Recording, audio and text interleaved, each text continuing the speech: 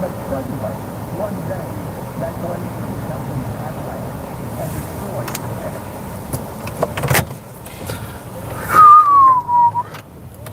enemy. Waiting for some people to hop on.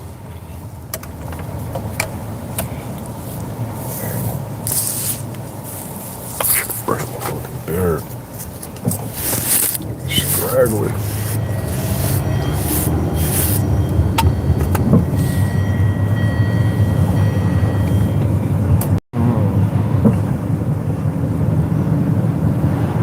We are live. I know we don't normally go live this early, but I'm like, fuck it. I got a long ass drive ahead of me. I might as well talk to y'all.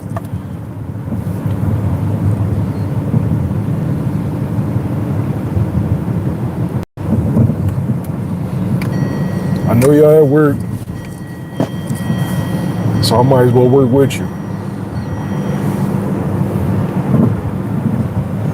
How's y'all day going? AC, what up with you, boy? What's good with you today? Yeah, man, I'm like, I got a long drive. I gotta like drive like an hour. So I'm like, fuck it, I might as well chop it over, y'all. I don't know if I'm gonna do a late night, John. 1862, what it do? I feel like the fight is good for what it is. I mean, would I've rather had a better opponent? Of course. I would rather have had a better opponent. Hold on, y'all. My bad.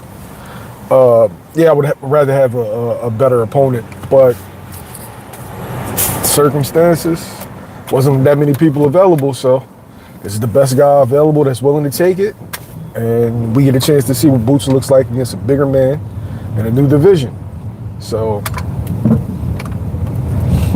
sometimes you gotta make lemons. You gotta make lemonade out of lemons, man.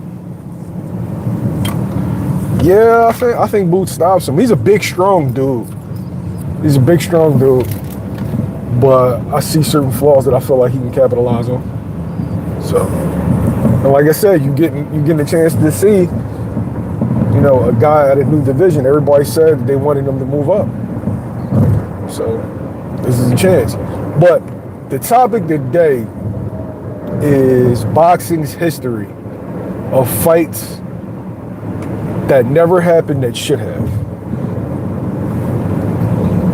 And of course, we're going to start off with the first topic being, it's looking like Gervonta Davis versus Shakur Stevenson will never happen. And I wanted to talk about, you know, circumstances, timing, and y'all give me y'all list of fights that y'all felt like should have happened that we were robbed out of.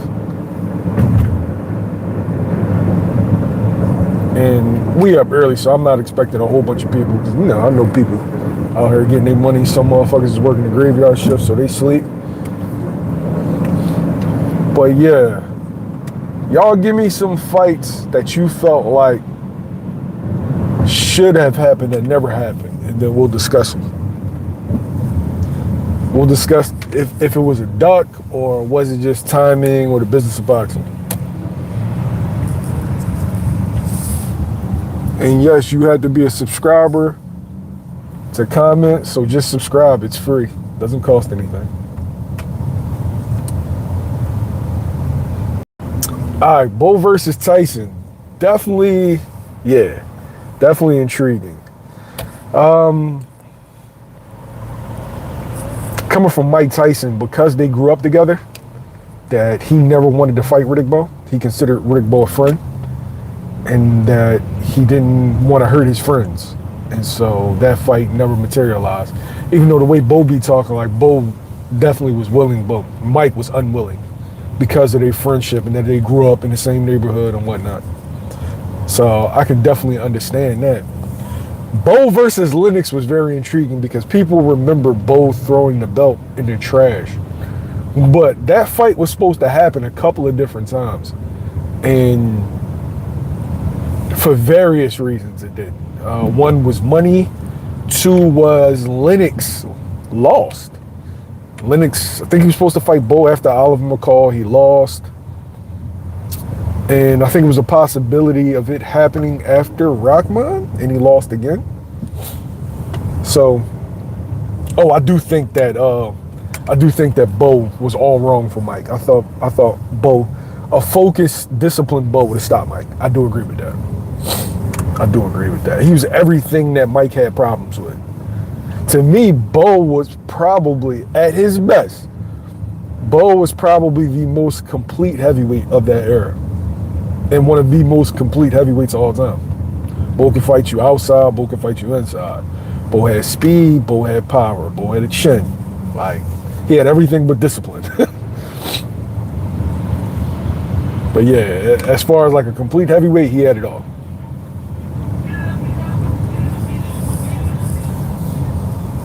But I think that it was just this, every time the stars aligned for that fight to happen, something went wrong. And we've seen that throughout history. But that was one of those situations where I think the main complaint was money. I think Bo's issue was the WBC mandatory split, and that he didn't feel like it was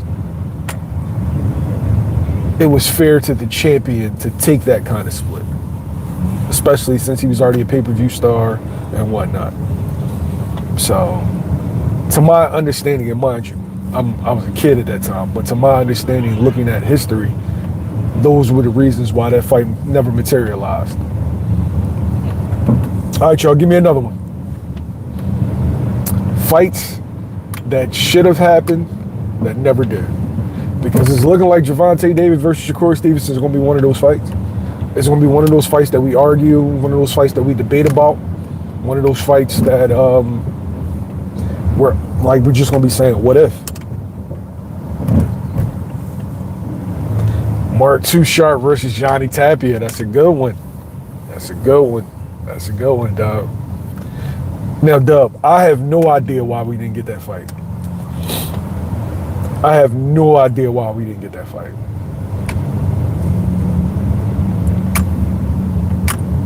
That was an underrated drawing.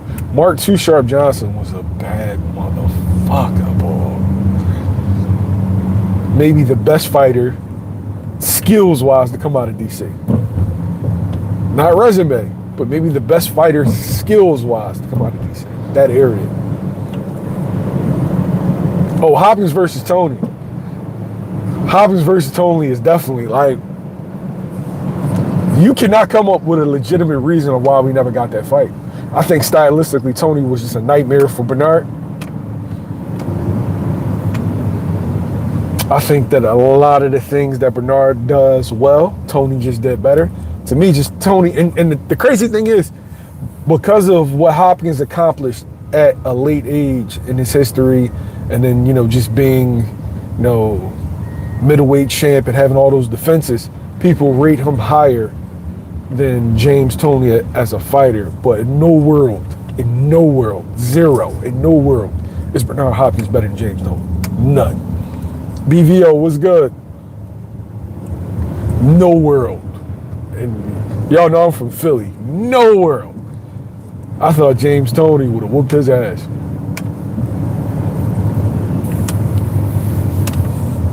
That shit that he does against the other fighters is not working against James. It's not.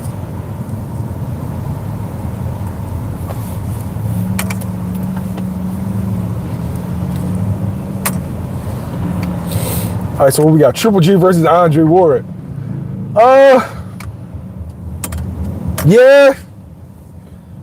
Yeah, but I understand, right? So Triple G was doing the whole clout chase, John, where anybody from 154 to 168. And then when Ward answered his call, then all of a sudden, it came 100 excuses. And this is around the time where the Mexicans was riding for Triple G hard. Pause. And they started making the excuses that Andre Ward was inactive and that he didn't sell, and that they would go up to 68 for Frach and Chavez, but not Andre Ward. And then that's when fans started getting into the business of boxing and talking about who draws and attendance, pay-per-view buys, etc. Which was, that was the time that I really started getting into boxing, which was very disappointing, because it was Triple G that actually called out Andre Ward's division, and when he answered the call, Then all of a sudden we started getting into the business of boxing when nobody asked for that fight until you started calling out fighters in this division. If you would have stayed with fighters in your own division, nobody would have said Ward versus Triple G.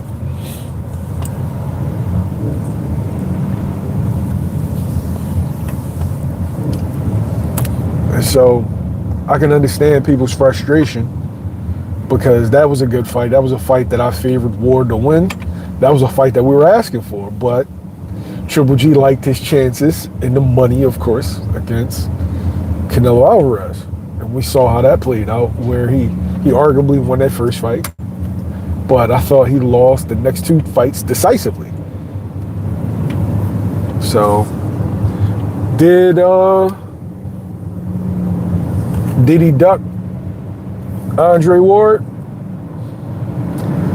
I'm not sure if you can duck somebody in your that's not in your division, but he definitely called for the smoke, and then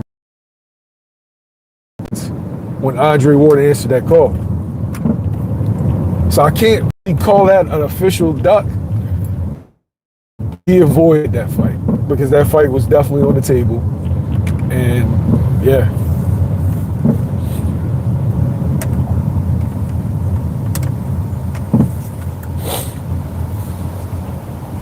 Okay, so Floyd versus Paul Williams. So I talked to Paul Williams about that. I talked to Paul Williams, and he said that Floyd didn't duck him. This was out of his mouth. He said that Floyd did not duck him. He said he just wasn't. Said the timing was off. And this is coming from him because I always wanted to know what happened to that fight. And I think that had something to do with him losing to Carlos Quintana. And that kind of derailed those plans because they were both Al Heyman guys. But he said, nah, that Floyd didn't duck him.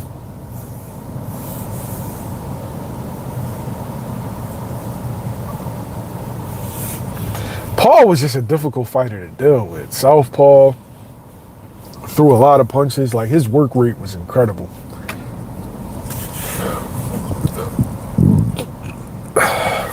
And I'm not sure if Floyd would have won that fight. Paul was like 6'2" and just didn't stop punching. And so Floyd would really, really have to sit down on those counters and like get his respect. MP was good with you. So, yeah. Paul said Floyd didn't duck him, so I gotta listen to it. I mean, he would be more of an expert than I would. But I remember asking him that. Paul was one of my favorite fighters too. It hurt me seeing him in a wheelchair, but it was good to talk to him. It was good to like get an interview with him before.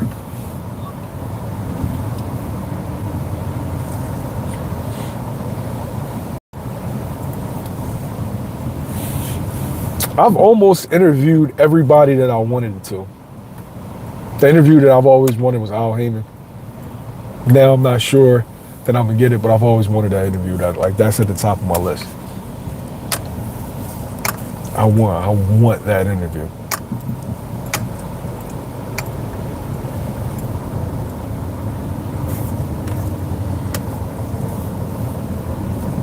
Now I go. Paul was awkward. Paul had speed, but Paul's pace was a superpower. He had a crazy ass pace.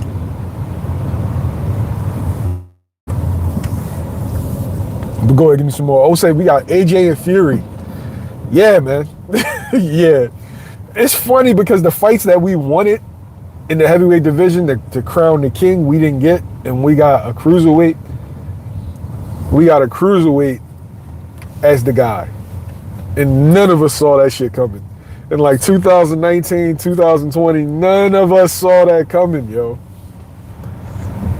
None of us.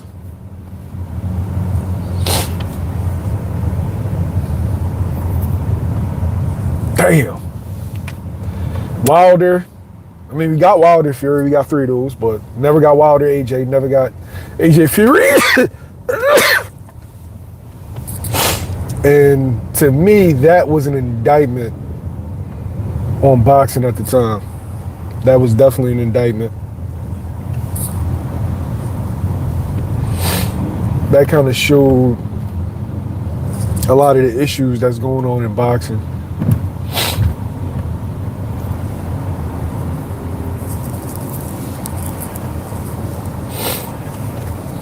Because we should have got those fights. Like, it made no sense. Those were big marquee fights that would have made money, but then you got boxing's like over marination and shit, and everybody jockeying for position and it being a fucking dick measuring contest that we never got those fights. That's a complete indictment on the sport.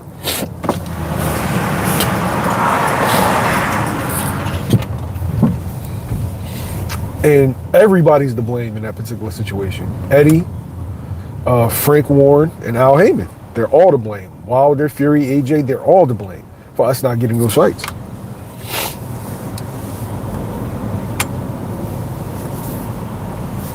Those fights at the top of my list. I would say 10 fights that I felt like we should have got, that never got.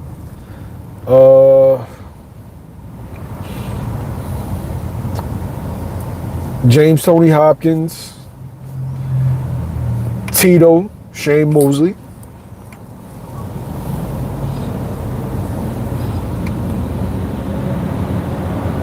Oscar De La Hoya, Winky Wright,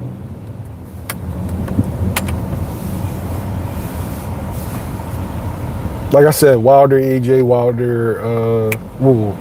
AJ Fury.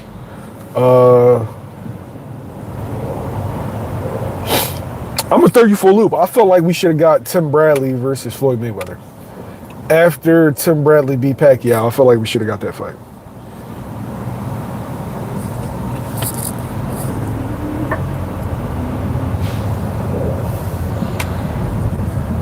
Yo, to my knowledge, Bob wasn't the reason why we didn't get Crawford and Pacquiao. From my knowledge, Bud turned that fight down. And there was a very logical reason on why Bud turned that fight down, is Bud wanted to be a free agent. And when these big fights gets offered, a lot of times what promoters do is promoters say, okay, I'll go out and I'll get you this big fight. But upon getting this big fight, you have to sign an extension. So it's a tool that promoters use to keep you under contract. And to my knowledge, Crawford wanted to be a free agent. And the Pacquiao fight came with like a 2-year extension. And Bud wanted the Spence fight, so he just said, fuck it. And then go and be a free agent. And you see what he did. You see what he did.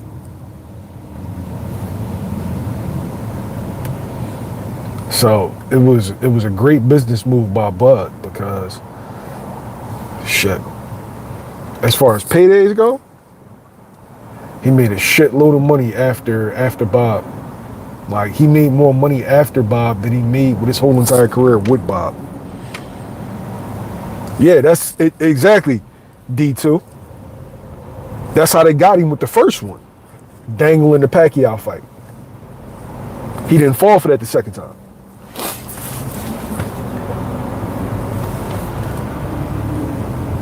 Yeah, he didn't fall for that the second time. And so, smart move by him. Like, yeah, of course you want that fight, but at the same time, being a free agent was more valuable to Crawford. And as you can see, he made the best possible move. It's like nobody's back end of their career is better than Crawford's. And I know people are going to say, oh, what about Hopkins? Nah, nobody's back end of their career is better than Crawford. Because he literally, okay, I'm gonna give you an example. 4 or 5 years ago, if I were to say that Terrence Crawford's legacy, and when I'm talking about his legacy, what Crawford has to offer is accolades. Not necessarily names, because other people have more names than he does, but accolades. If I were to tell you that his legacy rivals Floyd Mayweather and Manny Pacquiao, would y'all believe me? The answer is no. Y'all wouldn't have. Y'all wouldn't have thought that the next 5 years would be fucking phenomenal. You wouldn't have thought that based off of his inability to get the fights. He couldn't get fights. He didn't get fights till he was an old man.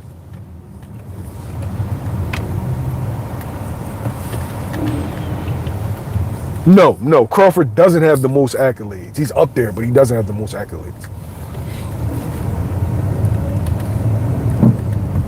I'm going to say, if I were to put anybody number one, it would be Henry Armstrong.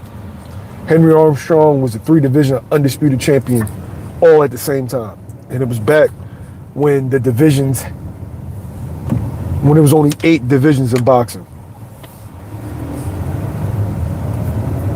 So he was the undisputed champion at welterweight. He was the undisputed champion at lightweight and welterweight all at the same time. So I would have to give him that, because it spanned what now would be, what is that, 6 weight classes. So yeah, I would give it to Henry Armstrong, but it's definitely up there. To me, he's more accomplished than a Floyd Mayweather. And then Pacquiao, people were like, oh, with the 8 divisions. If you examine that shit closely, while it was still a great accomplishment, I would still favor Bud's run.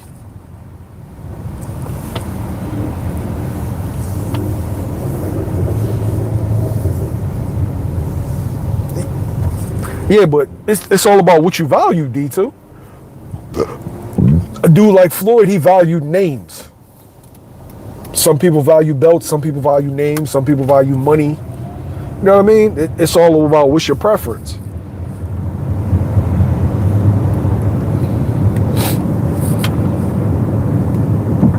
Like, you got dudes like, think about heavyweight champions. Heavyweight champions can't play the multiple division game.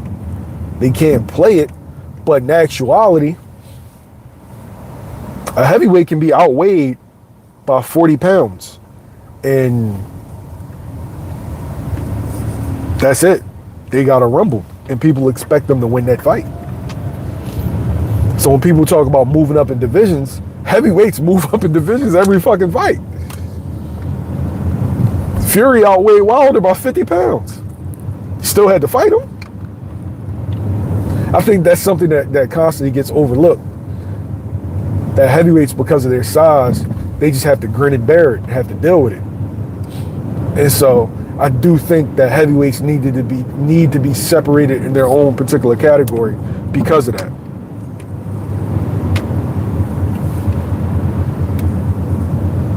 Yeah, MP.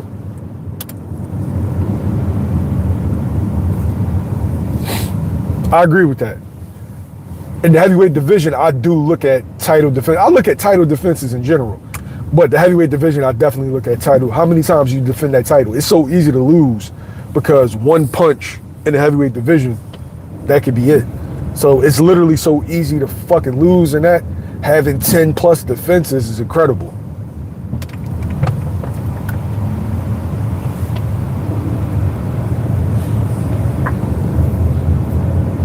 But yeah, as far as like Crawford goes, back part, like the back end of his career, phenomenal. And he had a Hall of Fame career before the back end. So I would say he had 2 Hall of Fame careers. Because I think Terrence Crawford was a Hall of Famer after Ndongo. To me, once you get a 4-belt undisputed, you're in my book. And so if you look at, that's 2 undisputed runs. That's 2 undisputed runs in 3 weight divisions after, and 2 weight divisions in an undisputed run before. So yeah, I feel like he had 2 Hall of Fame careers.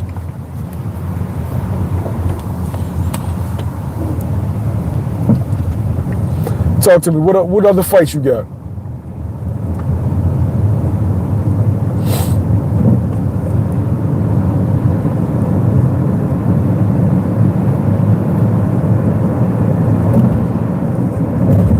Give me some other fights. I'm going to be disappointed if Tank and Corey don't happen. Just like I was disappointed that Tank and Dev never happened. And I knew we only had a short window on Tank and Dev, being that Dev was a big-ass kid.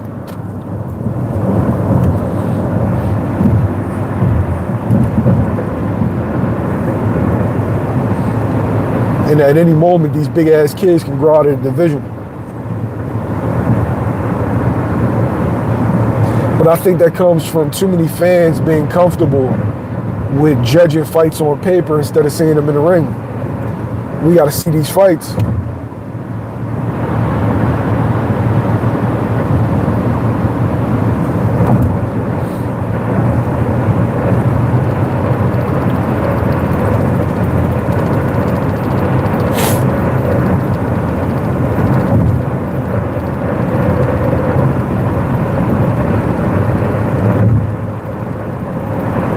No, I don't think it's hard as in boxing anymore. I think you're correct. I think Tank's done. I think Tank is looking for a cash out that he can live on the level that he's living right now for the rest of his life. Yeah, you'd be surprised what athletes get into. You'd be surprised what athletes' passion is outside of their sport. Because we're fans and because this is our pastime, we view it differently. A lot of fighters don't watch boxing. Like, it'll surprise you. Like, I try to do interviews and reactions to fights, and they'll tell you, like, clear as day, like, yo, no, I ain't watch that shit. A lot of fighters do not watch boxing. A lot of basketball players do not watch basketball. A lot of football players don't watch football. They have other interests, and you'll see their other interests after they retire. Like fucking Randy Johnson is a photographer for the NFL. Randy Johnson. You would think like, oh, why didn't you coach baseball? No, he's a photographer for the NFL.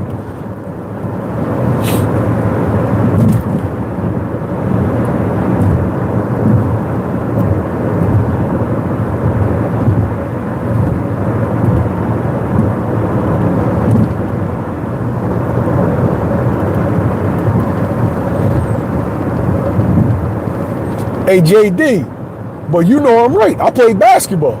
There's a lot, like, especially big men, yo. We had a dude. His name was Vernon Goodrich. We were the number 4 prep school in America. Number 4. We had a guy named Vernon Goodrich. He went to Mississippi State. He was number 1 center. That motherfucker did not like basketball, brother. I promise you. Didn't like it. Didn't watch it, but he was 6'10", strong as fuck, and could jump out the gym. Some dudes just do shit because they're good at it, just naturally. But that does not mean they love it. He liked anime, he liked remote control cars, he was into like technology and shit. And only if you played something, or if like you competed in something, like seriously, you'll know that a lot of the people that you played or competed against did not like the sport. That's why when fighters come out and say, I don't watch boxing, I believe them. Because me, I'm trying to get interviews, because I make money off interviews. I'm like, yo, like, come on, let's talk about such and such. They're like, man, I ain't see that shit. And then they give like bullshit reactions. If they fuck with me, they give me a lukewarm reaction or say something generic. Like, if you see guys always say, oh man, it's a 50-50 fight, a lot of times, or I don't want to make a prediction. And know who these people are. They might have heard the name, but never watched them fight.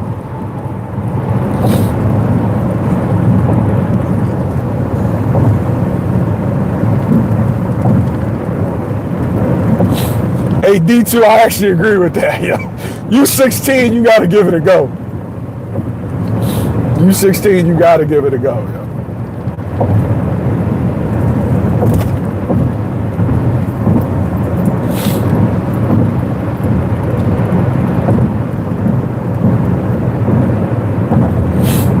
I agree. But yeah, a lot of them dudes do not watch the sport, yo. They just don't. They just compete at it. A lot of dudes don't even like fighting. They don't, like, there's boxers out there that don't like hurting people.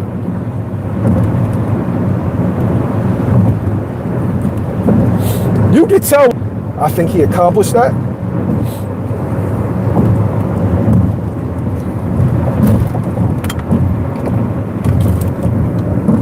And how can I get mad at a dude that accomplished what he set out to do? If he never wanted to be the greatest of all time, if he never wanted to be a Hall of Famer, how the fuck can I get mad at him?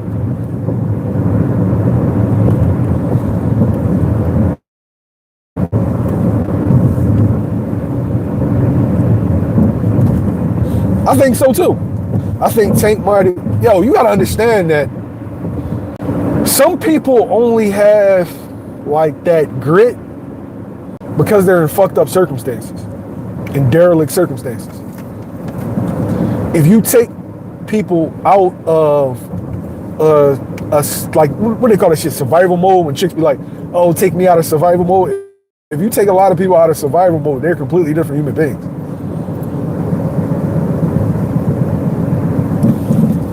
Like you might as well. I agree, GQ. I do think that's separating. That's what separates good from great. But you might see Tank with dreads 5 years from now playing the drums or something, playing the fucking flute. Who knows?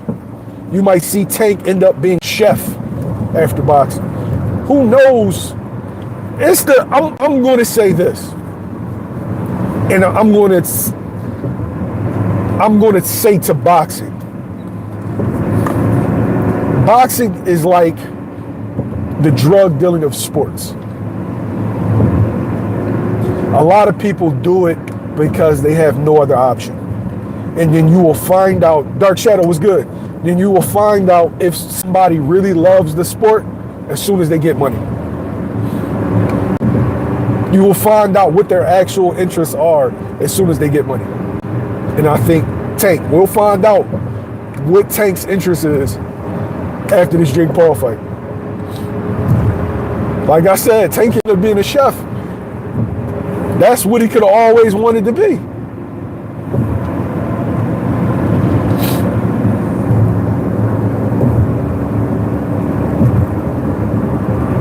You don't know. Like, if you took a lot of street niggas out of poverty and you put them in comfortable circumstances, how many of them will sell drugs? How many?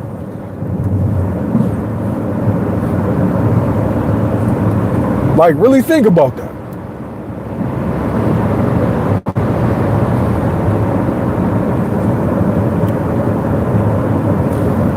There's probably dudes out there that are into photography and into filmmaking,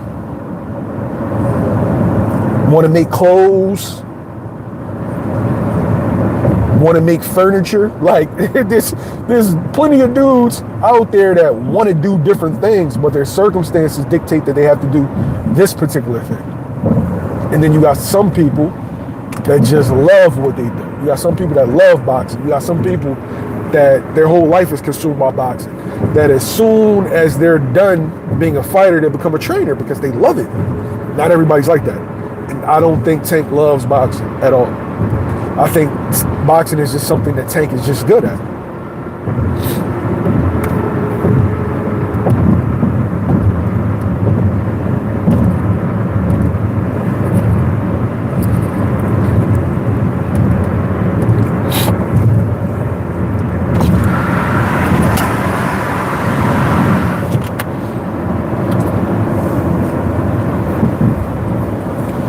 I feel like we need more of these conversations and less of the baddies of boxing. And I know that a lot of times having real boxing conversations doesn't bring viewership because now it's toxicity sells. But I feel like we need to get back to this.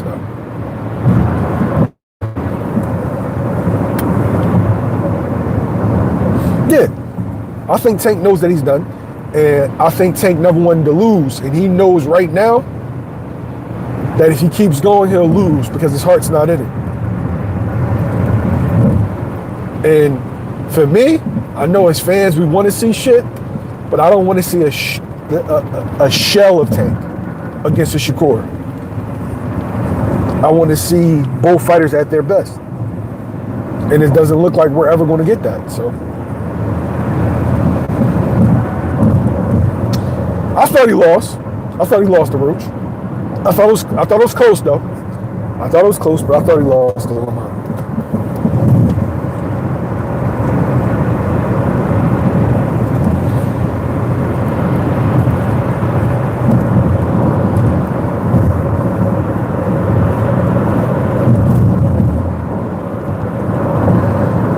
I know it's disappointing to a dude like Shakur because Shakur really can't get these marquee fights for him to prove that he's everything that our eyes tell us he is or he says he is.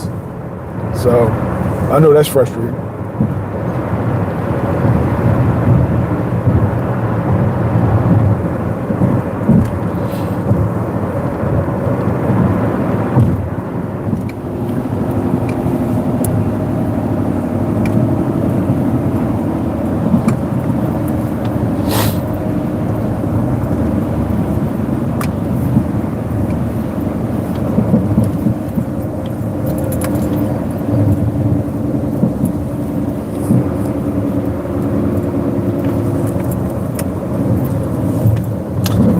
Would y'all be mad at Tank if he retires next? Let me know.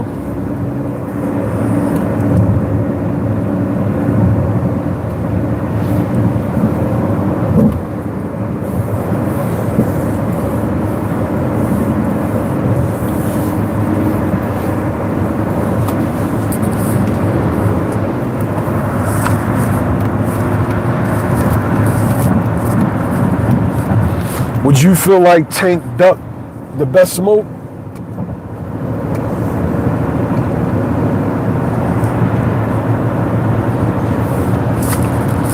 For me, I have an unpopular opinion. I know we get the fans, the best versus the best, and I understand that. And of course, that's what I want to see. But I also want people to live in happiness. I don't want you to get punched in the face for my entertainment if that's not what you want to do. If you done, be done.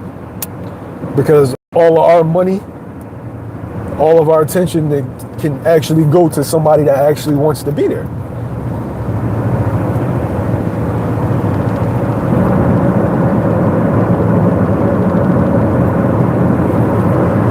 I feel you on that, JD. I'm going to give you another unpopular opinion. Earl Spence don't want to fight. I don't know if the fight was paid out of him or Bud beat the fight out of him. I don't know. But he don't really want to fight. You know who wants to fight. After them big paydays, you know who wants to fight and who doesn't.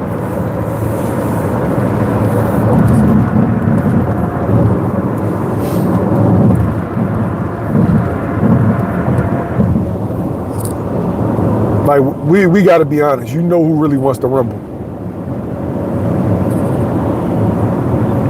Hey, Rocco, the thing is, I don't agree with that being the case, though. I feel like if you become 4-belt undisputed, you deserve to be in the Hall. I think Jermaine didn't get into the Hall for those other reasons. Because what he was doing outside the ring. You already know how writers play. And mind you, I'm a writer.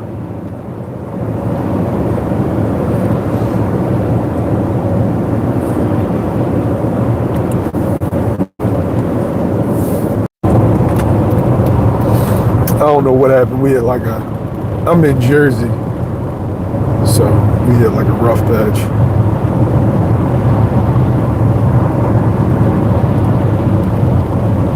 I agree. Lifestyle says it all.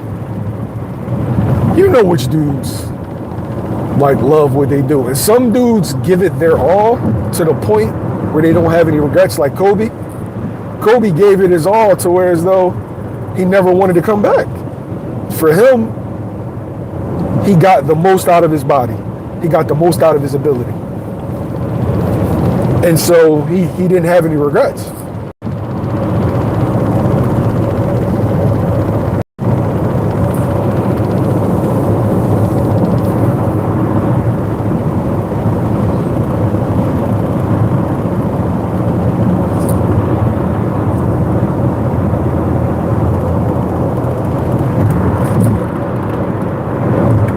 I do think some Undisputeds are better than others, but he beat Bernard Hopkins. He beat a Hall of Famer to be undisputed. So that shit should definitely be valued high, right?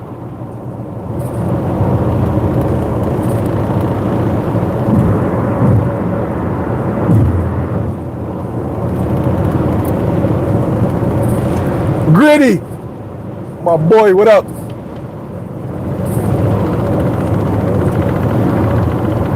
Yeah, he beat Hopkins twice. I feel like that's enough to get in.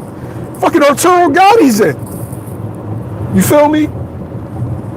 Like, we gotta acknowledge the fact that there's a whole lot of picking and choosing going on in boxing.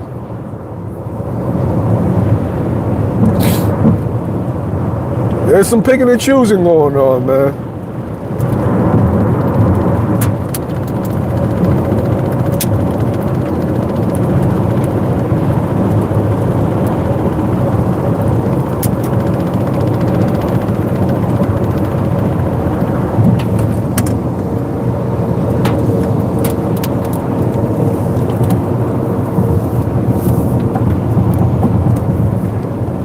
I feel like you get a 4-belt undisputed, you're a Hall of Famer.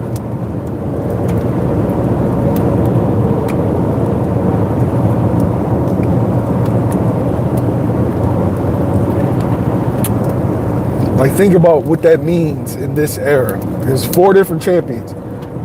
There is no other champion in the weight class but you. That means something.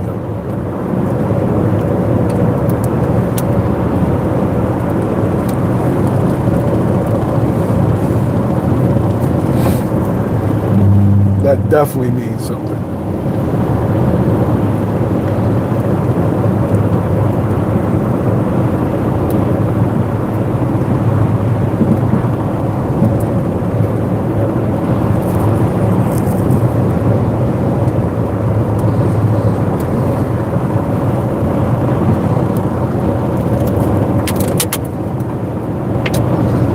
Hey, Green, you think 5-belt? What belt do you think they're going to add? Oh, you talking about the Zuffa shit? I don't think you can compete for the Zuffa unless you fighting for them. Nah, T.O. and George never became undisputed. They never became undisputed.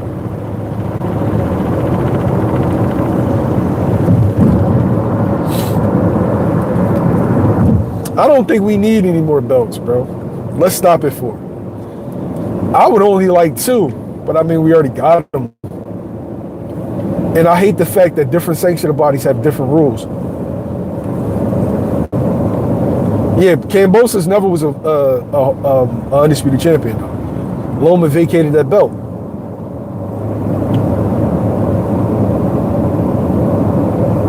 He would have been undisputed if he beat Dev. And if he beat Dev, I thought that he would have been deserving. For me, it don't matter who the fighter is.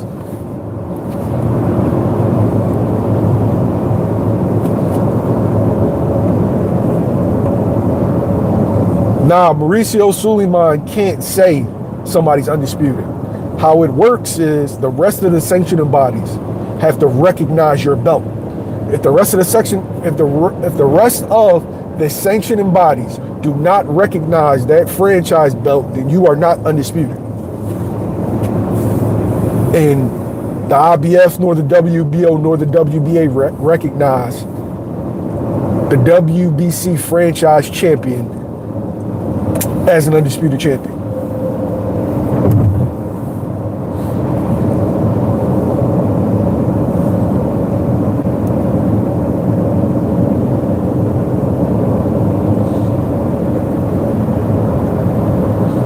See, again, the Zuffa belt is going to be strictly for that league.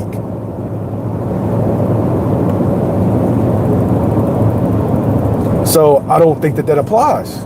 I don't think that applies.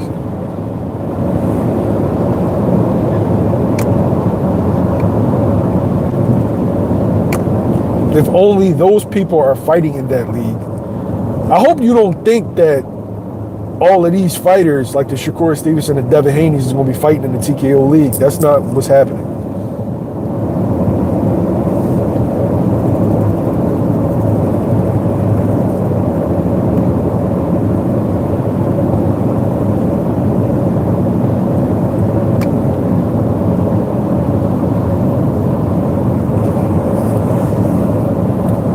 I don't got Dana and Turkey lasting long. They're definitely going to split up.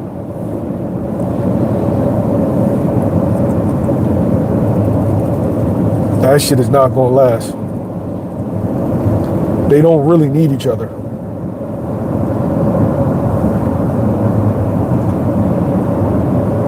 They don't really need each other. You talking about two dudes, two guys who are technically workers, like they're workers, but have incredible egos. And their bosses have a lot of fucking money behind them. And so they don't really need to work with each other. And I think their egos are going to get in the middle of them working with each other.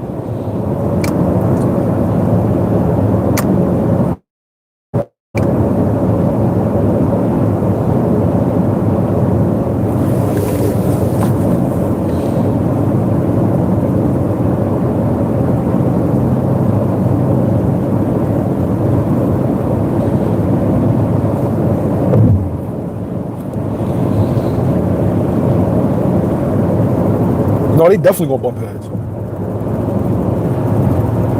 Because Turkey getting this popping without Dana. And Dana's a multi-billion-dollar organization. So they don't really need each other to be successful. They don't. And I don't see them, I don't see Dana bending to Turkey's will. I don't see Turkey bending to Dana's will. I just don't see it.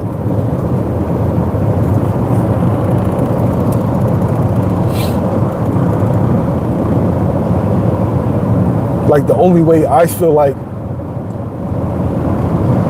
it's a marriage that'll last is if Turkey's bosses and Dana's bosses make it there, and that they have to go along with it.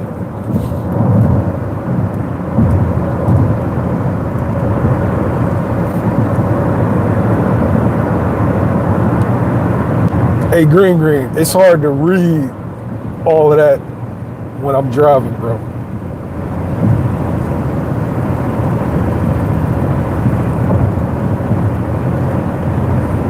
I disagree with that. I don't think that it's going to materialize the way that you think it's going to materialize.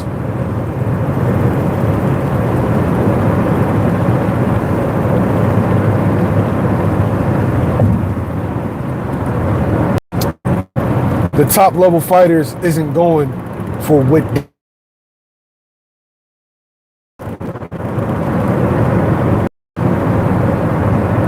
Dana has planned is, number one, he wants to be able to control the pay scale. And that's why he has fucking $300 million lawsuits now.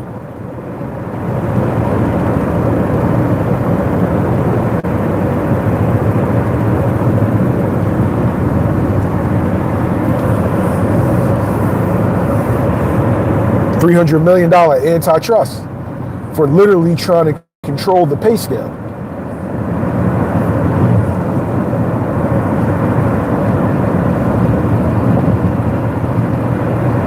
Hey, Green, that'll only be the case if people view the fighters in this Zuffa as the best in the world. If they get a bunch of second-tier fighters, then no. I don't see the WBO, the WBA in the Zuffa belt. And that's the only way that you can become undisputed. Everybody has to recognize your belt.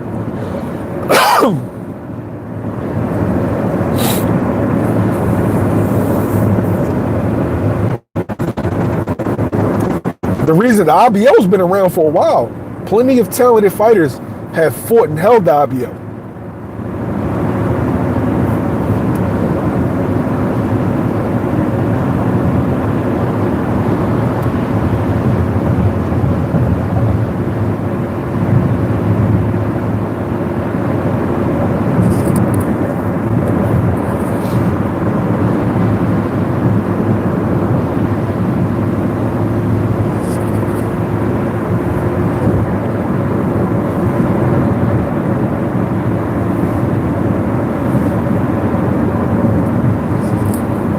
Yeah, Rocco. So yeah, I don't think that applies here.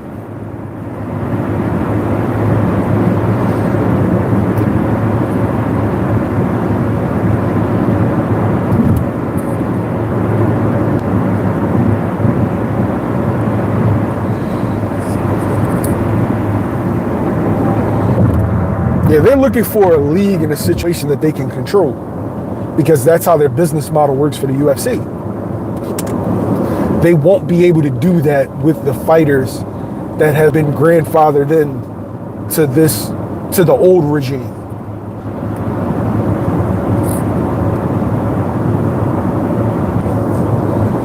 See, but Green, what you're not factoring in is that TKO League is directly opposing. WBO wanted to be a part of the system. The Zuffa is trying to oppose the system. So why would the rest of the sanctioning bodies why would they recognize a belt that the company doesn't want their belt recognized?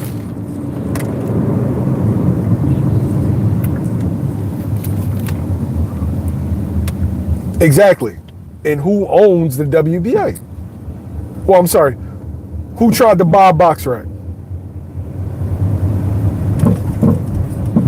Who tried to buy BoxRec? Turki Al-Ashiki. And because Turki Al-Ashiki tried to buy BoxRec, and that BoxRec said no, he bought, I forget what the name is it Fight Book? Something like that. He bought his own internet site, and then now that's where you can find the WBA, the history of the WBA.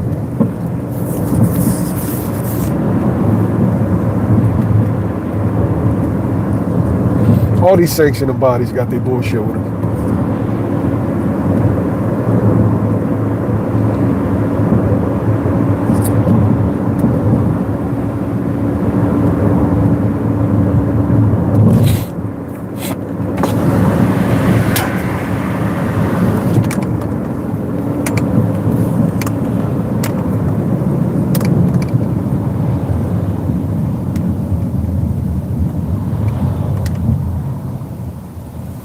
Oh, I definitely got waves, bro. I definitely got waves, man. It be your own people that hate on you too, right? My man he didn't come with no positivity. He came attacking my waves. Like, what we doing, man? Be your own folks.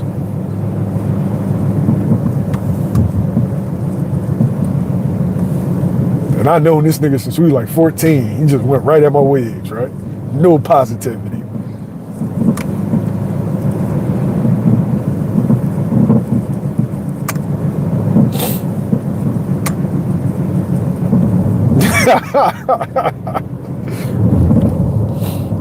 Yeah. I mean, and maybe boxing needs a Zuffa. Maybe that needs to be an alternative. Like, bro, I'm all for fighters. I'm all for different options, different routes. Everything may not work for everybody. And do we have a lot of problems with the current system? Yes. Does Dana have problems with the way that he runs the UFC? Yes. I'm all for somebody trying something new. I'm all for that, though.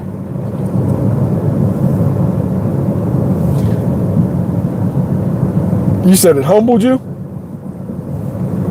Yeah, bro. I'm getting there. I ain't gonna lie. My corners, I've been rumbling. I knew I was gonna ball at 17. I've been rumbling ever since.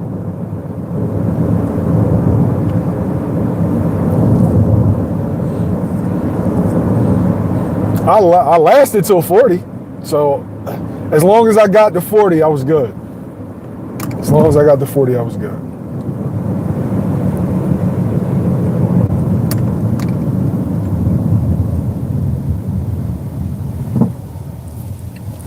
Yeah, but I bid you farewell. I got to my destination. I appreciate y'all hopping in. Your love and support. Yeah, but I'm going to sign off, y'all. Oh, bro, we'll go to Turkey together. We'll go to Turkey together. I ain't want to go alone, but we'll go together. One of us go first, the next person go. You know what I'm saying? Make sure they don't like take our fucking kidneys or liver. You know what I'm saying? But yeah, appreciate y'all. Subscribe to the channel. Fight week for Jerron Ennis and Lima. And yeah. Going to bring y'all a lot of interviews, a lot of great content for the week, man. Signing out.